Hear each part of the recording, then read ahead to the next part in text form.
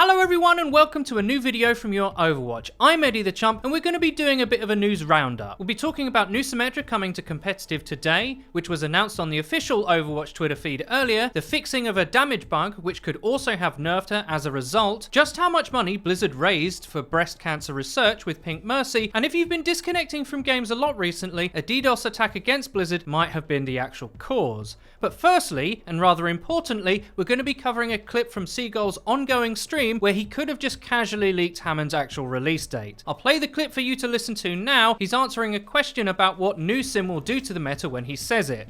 Now look, I never thought I'd be able to say I was in a dive turret meta until now, okay? And then we have Hammond coming next week, which is going to be even crazier, honestly. I don't know. There's a lot of crazy shit coming, chat. Now, to be fair to Seagull, he does try and explain this away, adding this. Or not next week, sorry. I don't know about next week. I mean, whenever he gets put into the game. Because no matter what, he still takes 2 weeks after he goes to live to be in the game, chat.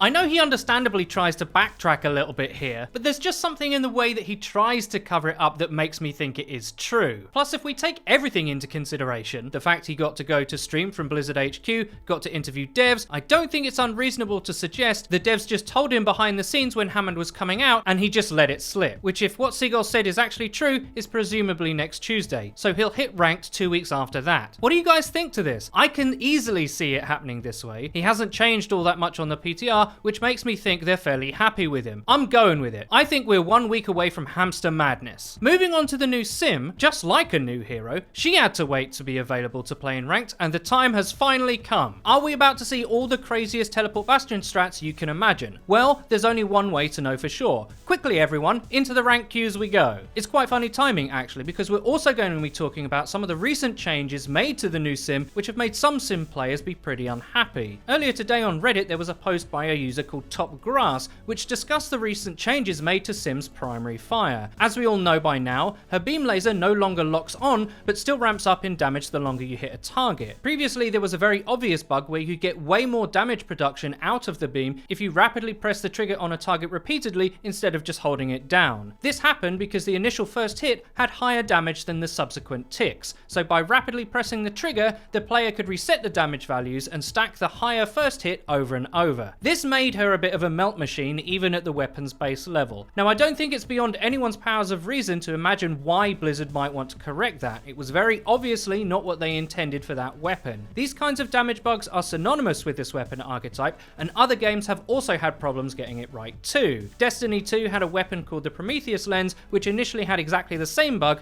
albeit in a much more hilariously severe example, resulting in it being by far the best weapon in the game for a short period of time. So I don't think it should come as a surprise that it's been reined in, especially in light of her full release today. However, in trying to fix this bug, they've made her beam technically more efficient. Just like the old Zarya beam change, they've made Symmetras have improved registration in the form of increased ticks per second. Now that sounds like a good thing. On one hand, you take away the over-the-top damage, on the other, you make the weapon much more responsive to the player's actual tracking skill, but that does come at a cost. As Top Grass notes, the weapon now requires much better aim to get good damage results and beam charge, especially on smaller targets. As a side note about that, I don't think a weapon requiring good aim to get big damage potential is that misguided in principle actually, but I can see some sim players' concerns about its practicality in this instance. Secondly, more ticks per second at lower damage values makes it less efficient against armor, which as we know is more effective against multiple smaller incoming damage hits than big burst ones. Now the Reddit post contends that makes little sense, as most tanks have armor and that in their minds she's supposed to be rebuilt to be better at dealing with them, and that this weapon change is counterproductive to that end. But for various reasons, in certain in-game contexts, we don't think that's actually true. The increased ticks per second shouldn't really be a factor in tracking a large target like a tank. It's still going to be very viable for building charge off them and their shields, so against tanks specifically, she will still be able to get to melt levels of damage fairly easily. Against squishies it will be harder, but her playstyle has changed so much with her rework, she needs to be focusing on shield break wars much more anyway, instead of sneaking into backlines and zapping a Zen or something like she used to. That was how old Sim played. She's not the same hero anymore. Some people think this change makes her new weapon weaker than her original, and you could definitely consider it a nerf if you're expecting her weapon to do the same job that her old one did, but as I said, she's not the same. There are contexts we think a lot of players might be skipping over.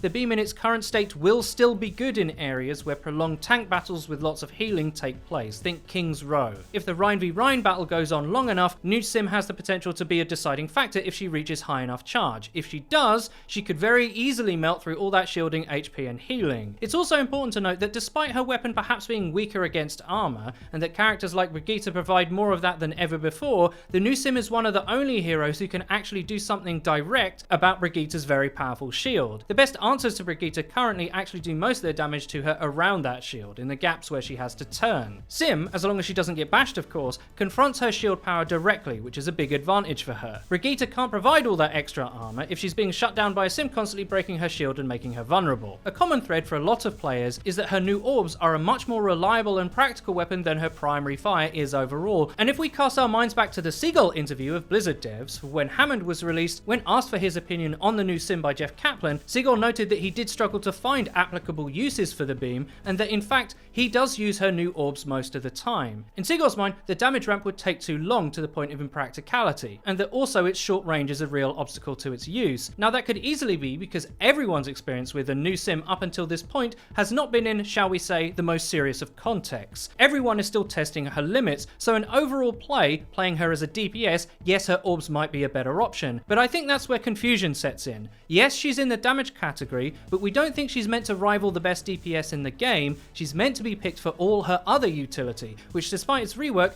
is still probably intended to be a little bit niche. You're going to be picking the new Sim for the teleporter and all the cool stuff that you can do with it. You can teleport an unseen bastion already in turret mode with a Rhine and your turrets all at once instantly onto high ground. No other DPS can do anything like that, so expecting her weapons to be absolutely amazing as well might be going a little bit too far. If the orbs do turn out to be the most reliable part of her damage output, they're still really decent. Anyway, as she is finally going into serious games as of today, we'll soon know for sure just how strong her weapons are or aren't. If this does turn out to be too much of a nerf and she doesn't get played despite all of her other stuff like teleporter, I'm sure Blizzard will change it, and we'll certainly talk about it on the channel. For the time being, we all just need to get some experience playing her in serious mode. Moving on from Sim, the next thing we're going to talk about is just how successful the recent charity Pink Mercy campaign was. Blizzard and the community helped raise over $12.7 million for the Breast Cancer Research Fund, which is actually the largest donation from a corporate partner the fund has ever had. That was raised through the purchase of the very famous skin,